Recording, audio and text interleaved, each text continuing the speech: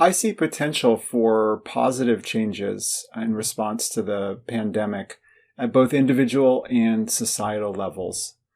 At the individual level, much of our life is doing what we did yesterday or the day before. And one of the things the pandemic has done is to really shake up our patterns of work, social interaction, and leisure.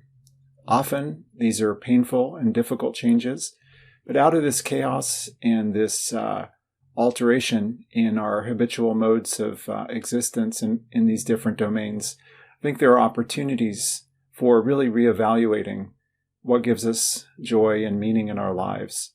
And if we are able to take stock in what we've found has changed, it's actually led to greater sense of meaning and joy. I think there's opportunity for gain at the individual level. At a societal level, too, I think there are opportunities for benefit. And one place that we might see benefit or something positive coming from this very difficult time is greater appreciation of the need for collaboration at transnational levels. This has always been a tension between the national and the transnational ever since the innovation of the nation state.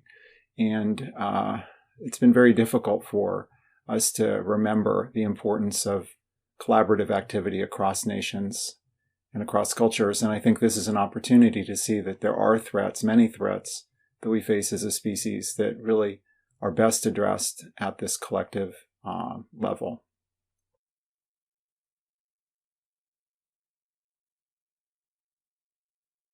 At the level of the individual, in and amidst the pain and difficulty of disruption, I think we need the wisdom to find the places where our behavior pattern changes have actually led to increased pleasure and joy and contact and meaning with sources of great value to us. And it's difficult because I think we, as we live our lives, have many ideas or models for the kind of life we must lead or should lead. And I think having the wisdom to have a fresh perspective and to attend to places where our longstanding images of how our lives should be led are really at variance with what is giving us joy and pleasure and meaning. I think if we can have that wisdom, we can build new patterns of living that will be more satisfying for many more of us. At the level of the society, I think the wisdom that we'll need for capitalizing on this positive change potential is really just working against the many, many forces that push decision-making and power to the national level.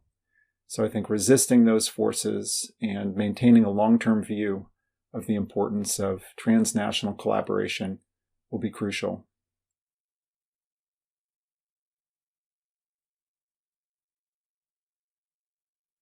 I think the unifying theme there is probably the growing inequity.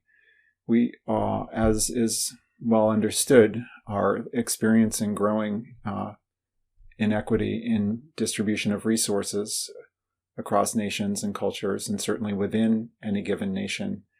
And that represents, I think, a tremendous source of suffering, because so much of our sense of well-being derives from a comparison of how we're doing to how others are doing. And the greater the inequity, the greater the suffering.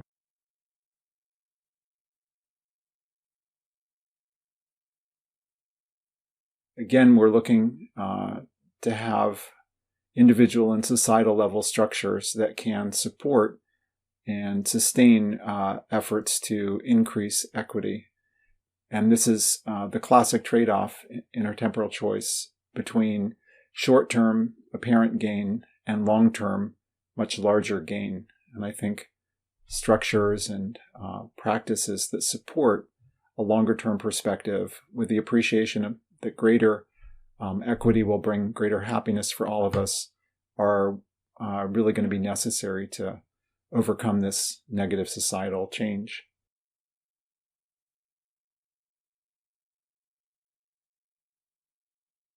One of the places that's important to focus on is the emotions that we each have as we encounter changes in our lives, loss for many of us, of health, even of life, of loved ones, certainly loss of things that we care about, sometimes irreplaceable, lost years of school, lost years of training, lost years of childhood, lost years of interaction with others.